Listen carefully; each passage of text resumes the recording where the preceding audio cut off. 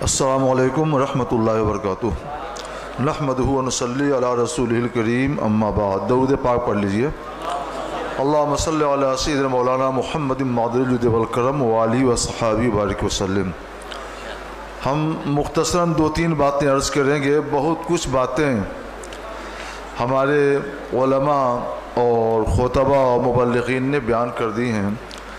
ہمیں احساس ہے کہ آپ سب علماء دین ہیں یا ائمہ کرام ہیں، اور سب بیان کرتے اور ہم لوگ سنتے، لیکن وقت کی تنگی ہے تو سب تو نہیں بول سکتے ہیں۔ اس لیے تنظیم اہل سنت و اصلاح معاشرہ کانفرنس اس کے لیے معذرت خواہ ہے۔ آپ کا شکریہ کہ ایک آواز پہ آپ نے لبیک کہا، یہاں تشریف لائے۔ ہماری اپنی جماعت کا حال تو یہ ہے یا یہ تھا کہ اپنا پتہ جو کوچے جانا میں پوچھئے، ایک مشت خاک وہ بھی اڑائی ہوئی سی ہے، بالکل بکھرے ہوئے۔ لیکن آج آپ لوگوں نے جس وحدت کا مظاہرہ کیا ہے، اس سے دل کو بڑی تسلی اور تقویت مل رہی ہے۔ یہ وحدت برقرار رہنی چاہیے، ایک آواز پر آپ کو آنا چاہیے۔ تو پہلی بات تو یہی ہے کہ ہم بہت بکھرے ہوئے ہیں، سمٹ جائیں، وحدت کا مظہر اور وحدت کا نمونہ بن جائیں، ایک ہو جائیں تو بن سکتے ہیں خورشید مبین، ورنہ ان بکھرے ہوئے ذروں سے، تاروں سے کیا کام بنے، کچھ نہیں ہوگا۔ جمع ہو جائیں گے بہت کچھ کر سکتے ہیں، بکھرے رہیں گے تو ہوا آئے گی اڑا لے جائے گی۔ اڑ جانے والا کام نہ کیجیے۔ بالو کا ڈھیر بھی اگر یکجا ہوتا ہے، آدھیاں چلتی ہیں، پھر بھی بچ جاتا ہے، اور بکھرا رہے تو تھوڑی ہوا بھی چلے گی تو اڑا کر ادھر سے ادھر کر دے گی۔ تو بکھریے مت، بہت بکھر چکے، یکجا ہو جائیے۔ دوسری بات کہ ہم لوگ جو کہیں وہی کریں۔ دنیا یہ نہیں جانتی ہے کہ قرآن میں کیا ہے اور حدیث شریف میں کیا ہے اور شریعتی کتابوں میں کیا ہے۔ وہ آپ کو دیکھ کر کے قرآن کو بھی دیکھنا چاہتی ہے، رسول اللہ کی حدیثوں کو بھی سمجھنا چاہتی ہے، شریعتی کتابوں کو بھی سمجھنا چاہتی ہے۔ تو آپ کا کردار ایسا ہو جو مظہر ہو، آئینہ دار ہو کتاب اللہ کا، سنت رسول اللہ کا، کتب شریعت کا۔ اگر آپ نے ایسا کر لیا تو قرآن کا تحفظ، قرآن کی عظمت برقرار، احادیث نبویہ کی عظمت برقرار، کتب شریعت کی عظمت برقرار، اسلام کی عظمت برقرار۔ اور اگر ہم کہتے رہے کچھ اور کرتے رہے کچھ، تو دنیا ہمارے مذہب کو ہمارے کردار کے آئینے میں ہی دیکھ رہی ہے اور دیکھے گی۔ تو آپ سوچیں کہ وہ کیا سوچے گی اور کیا کرے گی۔ اس لیے قرآن پاک نے اس پر زور دیا ہے کہ وہی کیا جائے، جو کہا جائے وہی کیا جائے۔ رسول اللہ صلی اللہ علیہ وسلم کی اخلاق حسنہ کا اور سنت کا نمونہ بن جائیے۔ جو بھی دیکھے محمد کا شہدہ کہے، اپنا کردار ایسا بنا لیجئے۔ تیسری بات، چند معروضات و ہدایات آثار قیامت کی روشنی میں۔ یہ کوئی کتاب نہیں ہے، اس میں 12ویں شریف کی مناسبت سے 12 حدیثیں ہیں، صرف 12 حدیثیں ہیں۔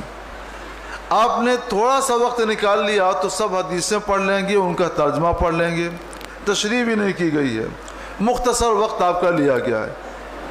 وقت دیجئے اور ان حدیثوں کو پڑھ لیجئے اور سمجھ لیجئے۔ ان حدیثوں کو اگر آپ غور سے پڑھیں گے تو آپ کو اپنے مقتدیوں کے سامنے اور مسلمان بھائیوں کے سامنے گفتگو کرنے کے لیے بہت کچھ عنوان مل جائیں گے. غور سے پڑھنے کی ضرورت ہے. کیا کیا عنوان ملیں گے؟ جیسا پڑھیں گے ویسے عنوان ہوگا، جتنا سمجھیں گے اتنا ہی عنوان ملے گا. عنوان مل جاتا ہے تو اس کے مطابق آدمی لوگوں کو سمجھاتا ہے. اس میں ان حدیثوں سے جتنے عنوانات ہمارے سامنے آتے ہیں، ان عنوانات پہ اگر ہمارے علماء کرام اور ائمہ اعظام ہر مسجد میں 10-10 منٹ، 5-5 منٹ، 20-20 منٹ کی گفتگو کرتے رہیں حدیثوں کی روشنی میں، صحیح روایات کی روشنی میں، واقعات صالحین کی روشنی میں، تو انشاءاللہ معاشرے میں ایک اہم انقلاب برپا ہو جائے گا. ہماری قوم لا علمی کی شکار ہے، ایک زبردست علم ان کو مل جائے گا، اتنی ہی سے ان کے اعمال کی، کردار کی، اقوال کی اور ان کے اخلاق کی بہت بڑی اصلاح ہو جائے گی، بہت بڑی اصلاح ہو جائے گی.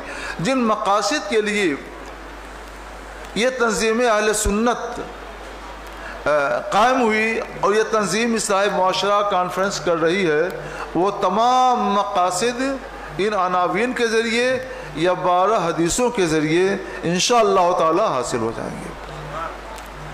ان سے ہم عناوین کیسے حاصل کریں اور اس پر کیسے گفتگو کریں، اس کا ایک نمونہ ہم پیش کر دیتے ہیں. صفحہ 6 میں ایک مختصر سی حدیث ہے.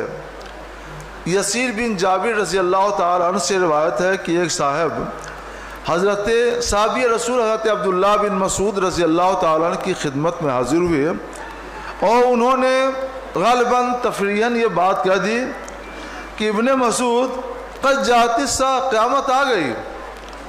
حضرت عبداللہ بن مسعود ٹیک لگا کر بیٹھے ہوئے تھے تو اٹھ کے بیٹھ گئے. فرماتے ہیں ان الساعة لا تقوم حتى لا يقسم میراث.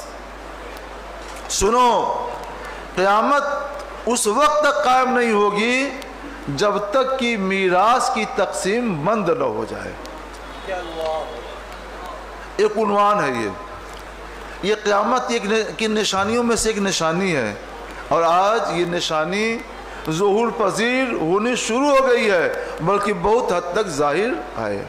پورے ہندوستان میں الا ماشاءاللہ کچھ لوگوں کو چھوڑ کر، کچھ گھرانوں کو چھوڑ کر یہ بات عام ہے کہ ماں باپ کا انتقال ہو گیا تو بہنوں کو، بھتیجیوں کو، پھوپھیوں کو حصہ نہیں دیا جاتا.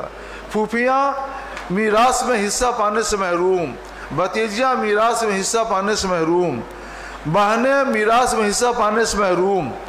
مرد چونکہ طاقتور ہوتے ہیں تو یہ اپنی طاقت کا اظہار بہنوں پر نہیں کریں گے، بھتیجیوں پر نہیں کریں گے، پھوپھیوں پر نہیں کریں گے تو کہاں کریں گے؟ یہ بھول جاتے ہیں کہ ایک قوی اور توانا ذات ہے جو حکم الحاکمین ہے، جب وہاں جائیں گے تو سخت عذاب میں اللہ تبارک و تعالیٰ ان کو گرفتار کر دے گا. اپنی قوت و مدے کو ان اللہ علی کل شیء قدیر بھی پڑھو. میں صرف یہ بتانا چاہتا ہوں کہ بہنوں کو، بھانجیوں کو، بھتیجیوں کو، پھوپھیوں کو حصہ دینا ہماری قوم نے بند کر دیا تو اس سے کیا کیا خرابیاں جنم لے رہی ہیں. سسرال والے جہاں رشتہ ہونا ہے انہوں نے دیکھا کہ اس کو حصہ تو ملنا نہیں ہے تو جو کچھ بھی وصول کرنا ہے شادی کے موقع سے وصول کر لو. تو جہیز کا خوبصورت نام دے دیا اور جہیز کے نام پر رشوت وصول کرنے لگی. جو جبری جہیز ہے نا، مطالبے والا جہیز، ہم کو یہ گاڑی چاہیے، پیسہ چاہیے، وہ چاہیے، پورے ہندوستان میں عام ہو چکا ہے اور عام ہو رہا ہے. یہ جبری جہیز کیا ہے؟ اعلیٰ حضرت علیہ رحمت و رضوان کی تحقیق ہے کہ یہ رشوت ہے. دینے والا بھی گنہگار، لینے والا بھی گنہگار، دینے والا بھی جہنمی، لینے والا بھی جہنمی. رضا اکیڈمی جو فتاوی رضویہ 12 جلدوں میں شائع ہوئی ہے، اس کی 5ویں جلد میں یہ فتویٰ موجود ہے. یہ جہیز نہیں ہے، رشوت ہے، اور رشوت دینے والا بھی جہنمی اور رشوت لینے والا بھی جہنمی. تو سب سے پہلا فساد اور فتنہ میراث میں حصہ نہ دینے کی کوکھ سے جبری جہیز کی لعنت کا وجود میں آیا. وہ بیچاریاں سسکتی ہیں مگر زبان سے کہہ نہیں پاتی ہیں. کوئی ان کے درد کا مداوا نہیں کرتا ہے۔ پھر اس کے بعد کیا ہوتا ہے صاحب؟